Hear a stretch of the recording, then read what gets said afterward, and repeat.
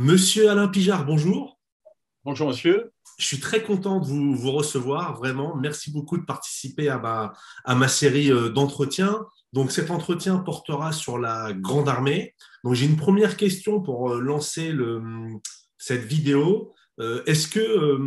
Comment vous présenteriez la Grande Armée à une personne qui est ou qui serait novice en histoire et plus particulièrement en histoire napoléonienne? Bien, disons que la Grande Armée, c'est un terme générique qui indique l'armée de Napoléon. Mais pour un puriste, si on veut être beaucoup plus précis, il y a eu deux grandes armées. La première grande armée, née au camp de Boulogne, qui va exister de 1804-5 jusqu'en 1808, fin des hostilités avec l'Autriche, la Prusse, la Russie. Et ensuite, une deuxième grande armée qui va naître en 1811 en perspective de la campagne de Russie et qui va perdurer jusqu'en 1814, époque où Napoléon abdique. En 1815, ce sera l'armée du Nord. Donc, il y a deux grandes armées. Mais alors, la Grande Armée de 1811-1812 pour la campagne de Russie, il y avait quand même des éléments, des soldats de la première Grande Armée, quand même. Bien sûr, oui, oui, il y avait des gens qui étaient de la première grande armée. Évidemment, il y en avait un peu moins parce qu'ils étaient noyés dans la masse. La deuxième grande armée, c'est près de 500 000 hommes, la deuxième grande armée, alors que Napoléon, Austerlitz, n'a que 70 000 hommes. Donc, vous voyez, c'est quand même pas tout à fait pareil. Et puis, dans la deuxième grande armée, il y a un contingent très important de troupes étrangères. D'accord. Alors, on en reparlera peut-être plus tard au niveau de la cohésion des troupes. Alors, ma deuxième question, est la suivante. Napoléon se considérait, ou plus exactement se présentait comme l'héritier de la Révolution. Pourtant, dans sa conception de la conduite de la guerre, il avait une vision plutôt issue de l'Ancien Régime, car il la voyait comme son domaine privé. De même, Napoléon appelait les maréchaux de l'Empire mon cousin, sans oublier les gratifications, les titres de noblesse. Et n'oubliez pas que tous les maréchaux étaient issus des guerres de la Révolution et de l'Empire, liberté, égalité, fraternité. Je voudrais avoir votre avis sur ce paradoxe qu'on pourrait qualifier d'étonnant ou de singulier.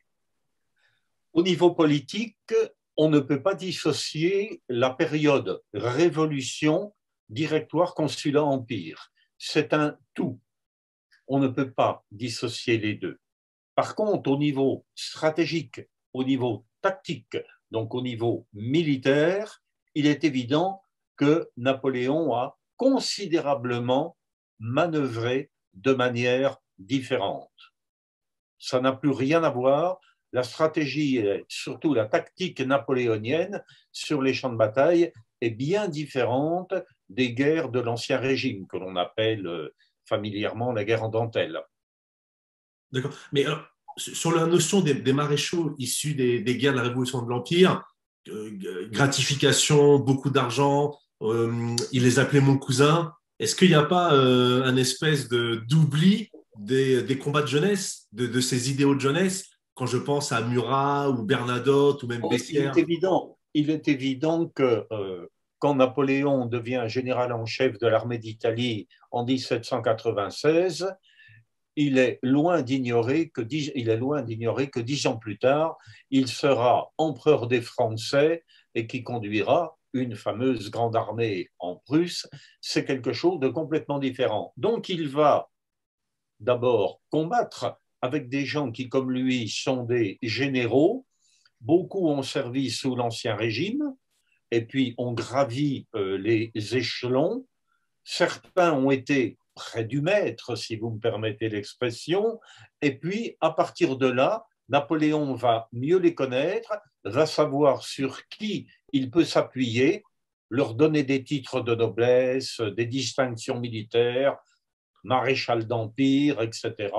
Il y en aura 16 en 1804, et à partir de là, eh bien, bon, il y a tout un cérémonial on rattache, on ne veut pas couper complètement le lien avec l'Ancien Régime. La France, c'est un ensemble, même encore aujourd'hui. On ne peut pas découper, saucissonner l'histoire de France. C'est un tout. Hein. Donc, Napoléon va appeler les maréchaux, mon cousin, etc. Mais ça faisait partie, dirais-je, du protocole, uniquement.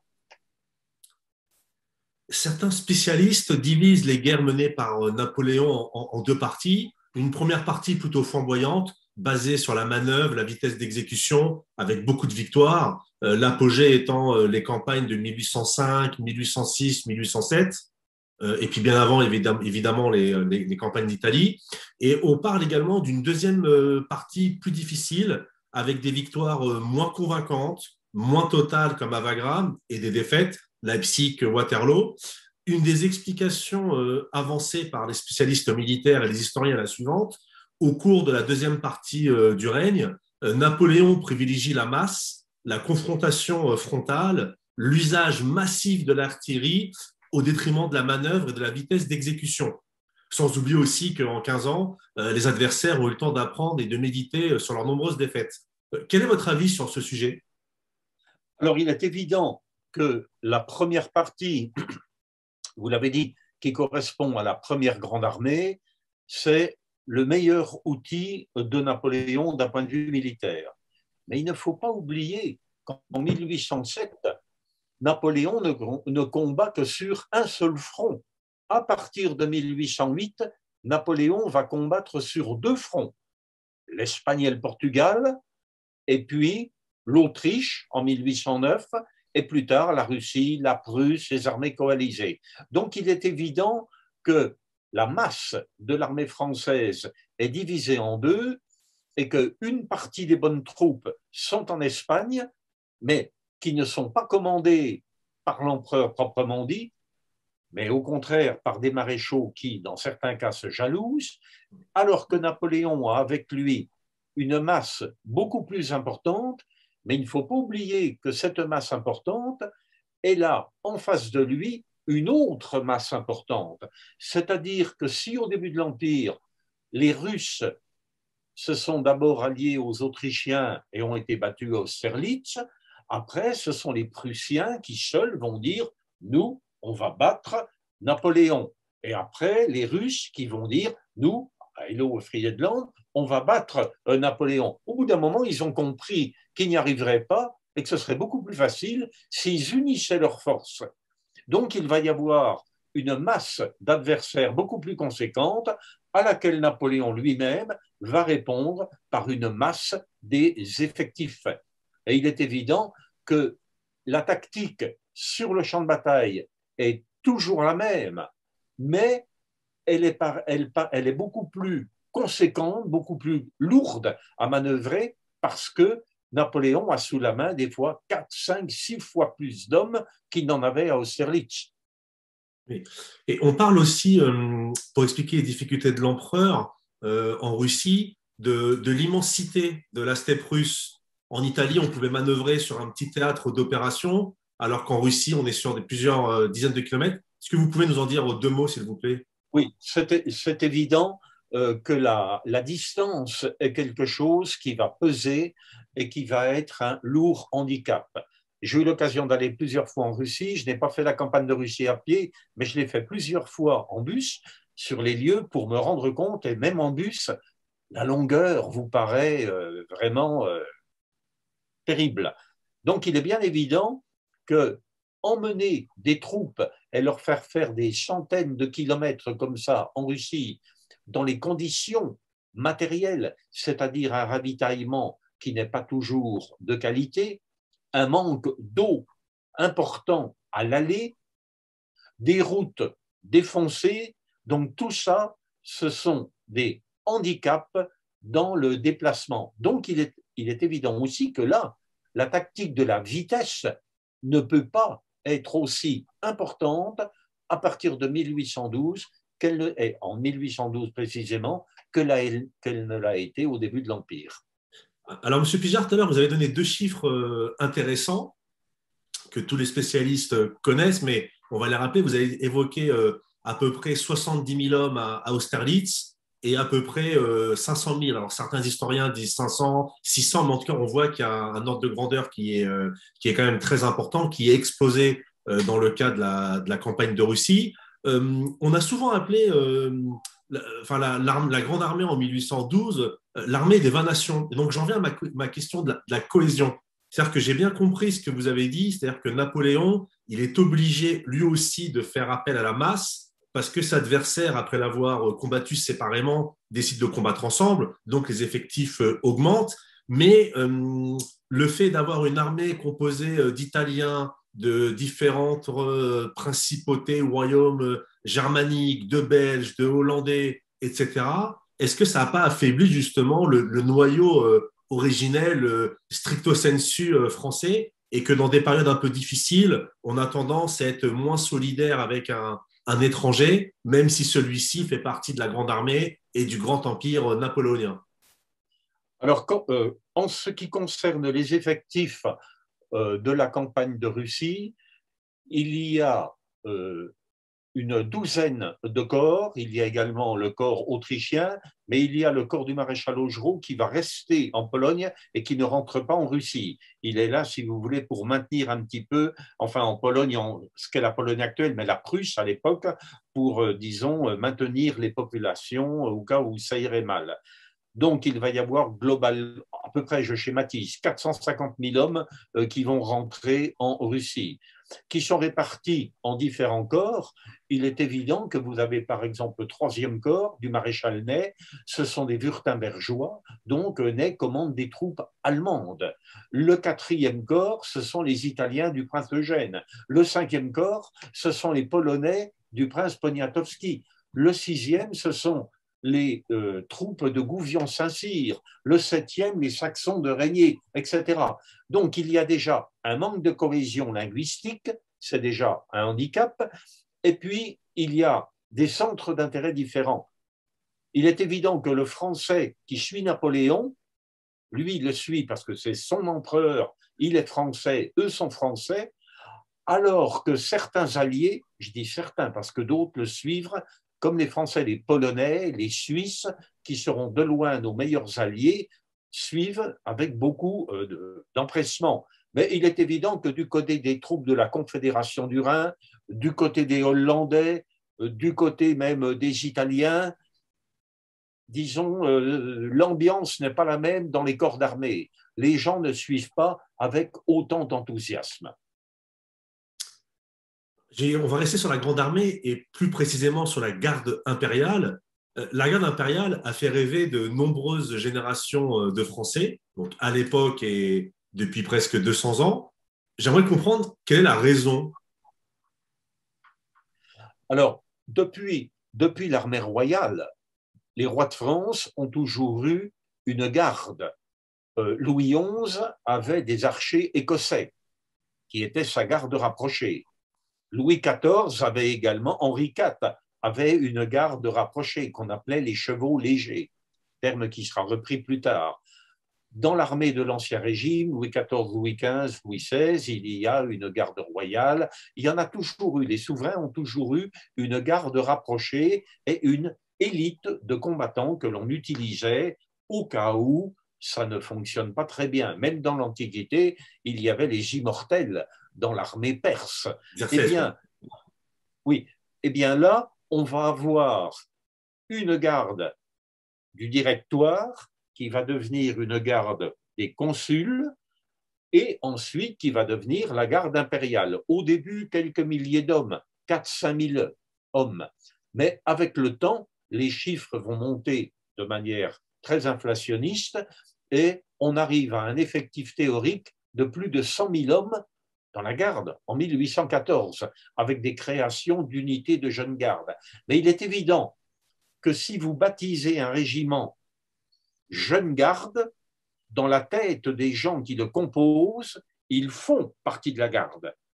Alors que ceux qui ne sont pas dans la garde, ce sont des régiments d'infanterie de ligne, d'infanterie légère, mais il n'y a pas, si vous voulez, la même passion, le même engouement dans une tête d'un combattant de la ligne et d'un combattant de la garde. Combattant de la garde, il y a un sentiment d'appartenance qui est plus fort. D'où Oui. naturellement le souhait de vouloir pouvoir intégrer la garde, mais il est évident que la garde, elle aussi, va avoir des pertes. Donc, avec le temps, les exigences des années 1800-1805 vont être moindres quand on va arriver dans les années 1810, 12, etc. Je ne sais pas si on peut le définir, mais est-ce que les soldats de la garde impériale étaient des soldats d'élite? Oui, oui, oui, ce sont des combattants d'élite. D'ailleurs, pour entrer dans la garde impériale, au début, il y a des conditions, conditions de moralité. Hein. Il ne faut pas avoir, disons, été un soldat qui aura fait du pillage, du viol, avoir été condamné, etc. Donc, il y a des conditions de moralité, il y a des conditions physiques, de taille, mais c'est pareil, qui iront un peu en descendant, mais il y a quand même toujours cela. Et puis, il faut avoir été bien noté par ses chefs dans les régiments de la ligne, et c'est un petit peu à contre-cœur que les colonels des régiments de ligne voient partir les unités, voient partir des soldats d'élite pour aller dans la garde impériale. Mais il est évident que là, ça fait partie de la règle du jeu. D'accord. On dit aussi que la garde, durant toute son existence, son aventure, elle n'aurait reculé qu'une fois à Waterloo. Est-ce que c'est vrai? Alors, d'abord, pour commencer, la garde impériale à Waterloo, les régiments qui ont fléchi, ce sont les 3e et 4e régiments de grenadiers à pied et de chasseurs à pied de la garde. Ce sont les anciens fusiliers grenadiers et fusiliers chasseurs. Mais on les a appelés 3e et 4e grenadiers. Donc, quand il y a eu l'attaque en fin de journée où Napoléon a fait donner la garde, mais pas la vieille garde. Les premiers, 2e grenadiers chasseurs sont toujours derrière. Ce sont les 3e et 4e grenadiers qui vont être surpris par le feu des Anglais qui vont tirer, qui étaient couchés, qui ont tiré à bout portant, parce que à ce moment-là, Wellington sait très bien qu'il y a Blücher sur son aile gauche qui est en train d'arriver. Donc, comme il a dit, c'est la nuit ou c'est Blücher. Bon, il a eu Blücher, et c'est pour ça qu'il y a eu, disons, un début de recul des unités de la garde, mais je le répète, ce ne sont pas les unités de vieille garde. Souvent dans les films, les documentaires qui racontent l'Empire et Napoléon, on voit toujours des soldats de l'Empire avec des tenues identiques et parfois même des belles tenues. La réalité semble éloignée de cette image d'Épinal, surtout quand on lit les mémoires de l'époque et surtout les mémoires d'observateurs étrangers qui présentent souvent cette armée composée de soldats en guenilles, voire même, vous me pardonnez l'expression, dépenaillés. Auriez-vous un commentaire à faire sur le sujet? Alors, il est évident que le soldat, il faut voir déjà que le règlement vous donne un habit qui doit durer plusieurs années. Quand vous avez un habit qui doit durer plusieurs années et que vous marchez, vous allez vers les bivouacs, vous passez vers des ronces, vous prenez des coups de sabre, vous prenez la fumée des bivouacs, etc., etc., l'habit s'abîme avec le temps. L'habit s'abîme. Donc, il est évident que ce soit les culottes, les guêtres, les shakos que l'on protège avec un couvre-shako, etc., etc., eh bien, tout cela ne donne pas une allure, disons, de grande qualité. Au début de l'Empire, plus, il ne faut pas perdre de vue que le jour de la bataille, on se met en grande tenue, dans la mesure du possible. En route, eh bien, ma foi, en route, qu'est-ce qu'on fait? On se protège et on protège la grande tenue. C'est-à-dire, on va mettre le pantalon, mais on ne va pas mettre la culotte courte et les bas. On va mettre le pantalon qui va jusqu'aux chaussures. On va mettre la redingote, et parce que, bon, bah, y a que ça, on se protège. Et puis, parfois, bon, bah, quand on a du tissu gris, eh bien, on reçoit la fourniture pour un régiment ou un bataillon de redingote en drap gris. Et puis le 2e bataillon, il aura un gris plus foncé, etc. Donc tout ça, ça fait une forme de bigarrure, mais c'est pareil dans toutes les armées. C'est pareil dans toutes les armées. D'accord. Juste pour en revenir à ma question sur la garde, donc on a bien compris qu'à Waterloo, ceux que Napoléon fait donner la garde, c'est pas la vraie garde. Donc ça veut dire que la garde, la vraie garde authentique. C'est la garde d'un point de vue stricto sensu, parce que c'est premier, deuxième, troisième, quatrième régiment de grenadiers à pied de la garde impériale, mais au niveau de l'ancienneté, au niveau du comportement, au niveau du mental, ce ne sont pas les premiers et deuxième régiments de grenadiers à pied et de chasseurs à pied. Donc ça veut dire que la garde, la vraie garde authentique, stricto, n'a jamais reculé. Les régiments anciens de la garde à Waterloo n'ont pas chargé, ils se sont mis après en carré, ils ont assuré la protection, ils ont reculé, carré d'ailleurs qui ne seront pas entamés ni par les Prussiens ni par les Anglais. Donc ça montre bien quand même le côté solide de la garde. Mais il ne faut pas oublier non plus qu'il y a une partie de la jeune garde sous les ordres du général Duhaime qui vont combattre à Plancenoit sur le flanc droit de l'armée française et qui vont maintenir pendant très longtemps les troupes prussiennes qui étaient 3 à 4 fois plus nombreuses. Donc même cette jeune garde était vraiment très forte, très dynamique. Donc, ça veut dire, donc, juste pour finir sur la question, c'est-à-dire que la garde authentique, pendant les 15 ans, un peu moins 10 ans, n'a jamais reculé alors au combat. À ma connaissance, je n'ai pas d'exemple de reculade au combat. Les seuls exemples de reculade au combat que j'ai vus, c'est dans des mauvais films du type Guerre et Paix, où on voit une seule attaque de la garde impériale qui recule. Mais bon, c'est un film russe, alors propagande, quand tu nous tiens.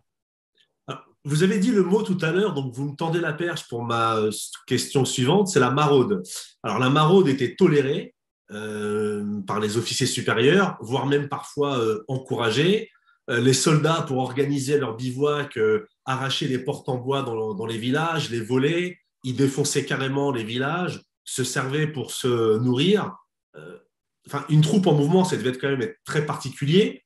Donc toutes les armées agissaient pareil. Est-ce que vous pouvez nous en dire 2 mots, s'il vous plaît? Il est évident que dans l'armée napoléonienne, il y a toujours eu 4 carences, 4 grandes carences. Le service de santé, la solde, les vivres, les chaussures, systématiquement. Le service des vivres, c'est un sujet que je connais bien puisque j'ai fait ma thèse de doctorat d'histoire à la Sorbonne sur les vivres dans la Grande Armée. Si vous avez une armée qui marche vite, et c'est l'une des clés de la réussite de Napoléon, vous ne pouvez pas avoir un service des vivres qui marche plus vite que l'armée. C'est pas possible. Si vous avez un service des vivres qui marche plus vite que l'armée, le service des vivres va se faire attaquer par l'ennemi. Donc le service des vivres est derrière. Le service des vivres, ce sont des bœufs, des animaux solides, mais qui marchent doucement, etc. Donc l'armée, en règle générale, quand elle arrive dans des régions ou dans des pays où l'opulence règne, je pense à l'Allemagne, à l'Autriche, à l'Italie du Nord, mais quand on commence à arriver en Pologne, en Russie, en Lituanie, là, des grandes étendues, beaucoup moins à manger, et là, évidemment, les soldats se nourrissent sur le pays. Alors que dans le meilleur des cas, dans la première grande armée, les soldats ont des billets de logement. C'est-à-dire que tel régiment va dans telle ville, quand ils arrivent, ils doivent aller dans les maisons, on leur fournit le gîte, le couvert, la nourriture, etc., et même parfois le blanchiment des habits. Bon, là, c'est la bonne chose. Mais quand il faut avancer en Russie, où vous n'avez quasiment rien que des villages pauvres, etc., dès que le soldat arrive, eh bien, ça y est, tout le monde se précipite pour essayer de trouver quelques pommes de terre, du bois pour faire le feu, etc. Donc, il y a une forme de pillage, de maraude. Les maréchaux, les généraux ne peuvent pas l'empêcher. Et même parfois, je dirais même, ils sont contents d'en profiter. Mais ils ne peuvent pas faire autrement. Parce que c'est le système de déplacement qui fait qu'on ne peut pas avoir le ravitaillement qui suit les troupes de manière très précise. Surtout que là, je suis en train de lire un livre le livre s'intitule La Révolution militaire napoléonienne de Stéphane Béraud que vous connaissez. Et en fait, on Oui. apprend que les soldats napoléoniens, ils pouvaient marcher en moyenne 25-30 kilomètres, mais parfois, en cas d'urgence, ça pouvait être 40 kilomètres par jour. Donc, il est effectivement que les Oui. équipements du train ne peuvent pas suivre. Enfin, c'est Non, non, impossible. non, non. On a même on a même beaucoup mieux. On a la division Friant, la division Gudin, pardon, qui avant Austerlitz va faire 120 km en 44 heures. Vous imaginez, en moins de 2 jours. Bon, ça laisse rêveur, hein.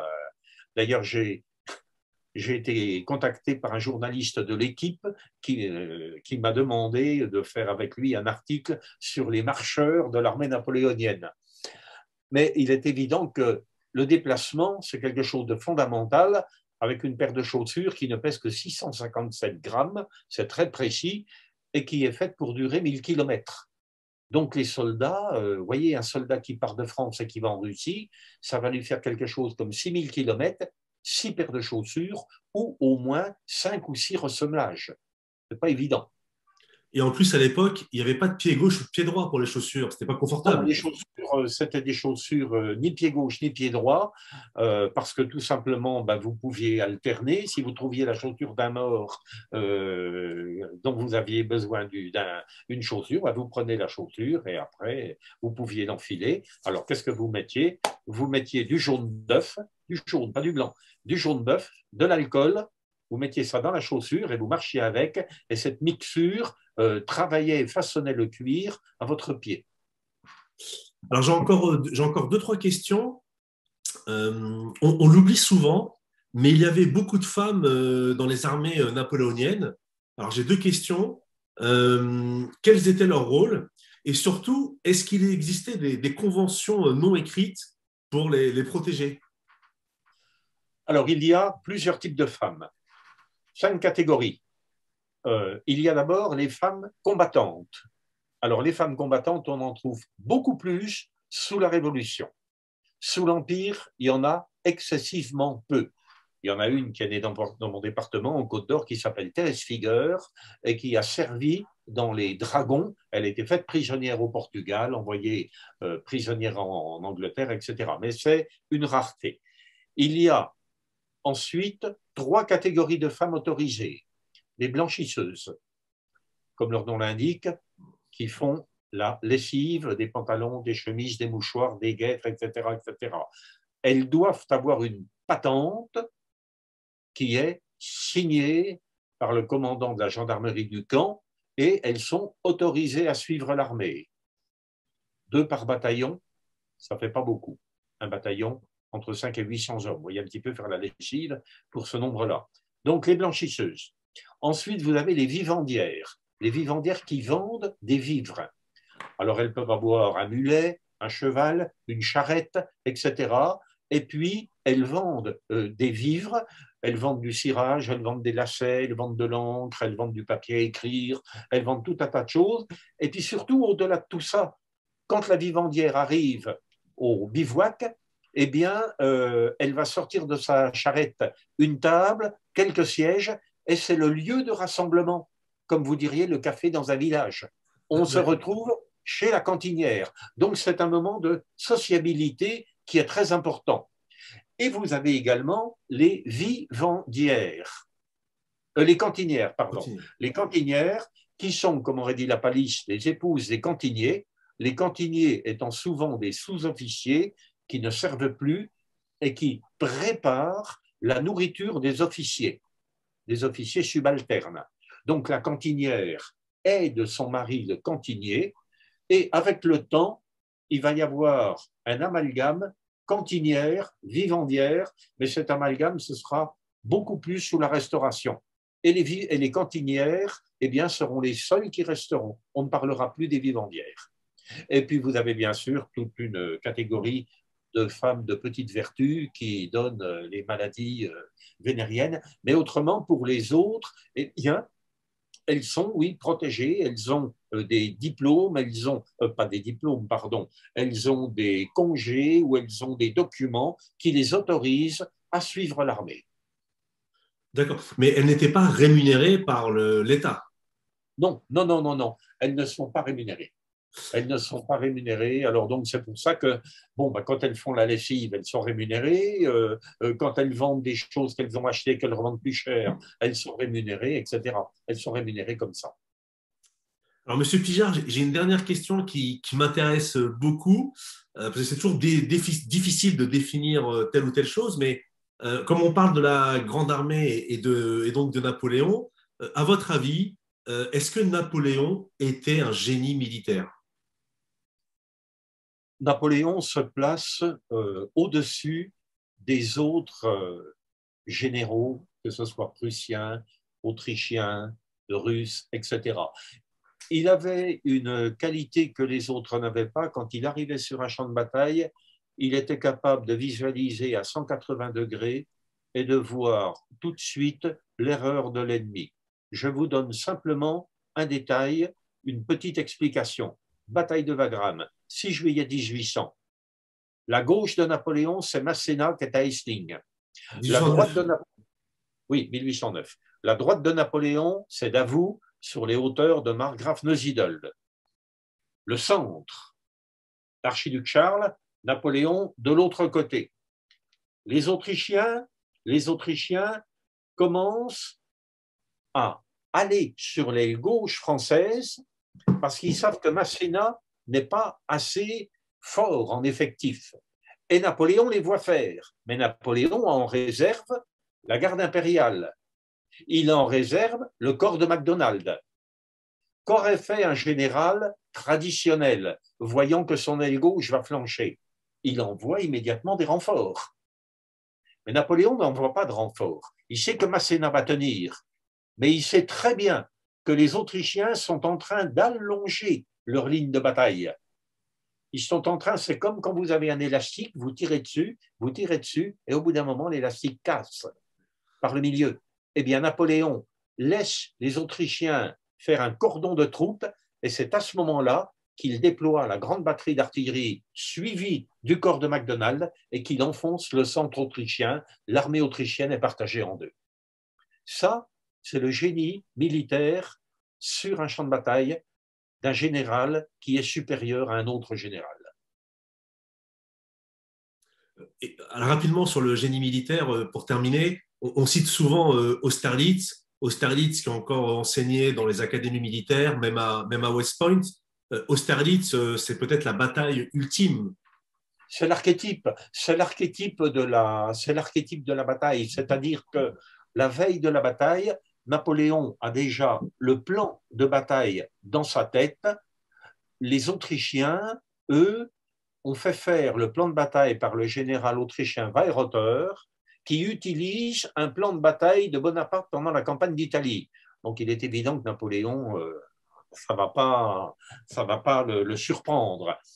Et le 2 décembre, dans la nuit, eh bien, déjà, les Autrichiens sont à peine arrivés au-dessus du plateau de Pratzen, que les Autrichiens savent que du côté de l'aile droite française d'Avoux, il n'y a pas beaucoup de monde, ils commencent déjà de descendre le plateau de Pratzen, c'est-à-dire ils abandonnent la position centrale. Napoléon les laisse faire, c'est comme les Autrichiens en 1809, ils sont en train de descendre. Sur la gauche, Lannes et Murat tiennent la droite autrichienne. À droite, Napoléon fait confiance à Davout, et au centre, il va pouvoir attaquer avec Soult. Et c'est ce qu'il va se faire. Il va, au milieu du soleil d'Austerlitz qui se lève vers les 7 heures du matin, les Autrichiens et les Russes sont en train de descendre quand Napoléon les fait attaquer par le centre et fait exploser l'armée austro-russe en deux. Ça, c'est le plan de bataille de Napoléon qui a fonctionné exactement comme il voulait, au moment où il voulait, avec les conséquences qu'il voulait. Eh bien, écoutez, ça sera le mot de la fin. Je vous remercie beaucoup pour cet entretien vraiment passionnant. De rien, c'est moi qui vous remercie. Au revoir. Au revoir, monsieur.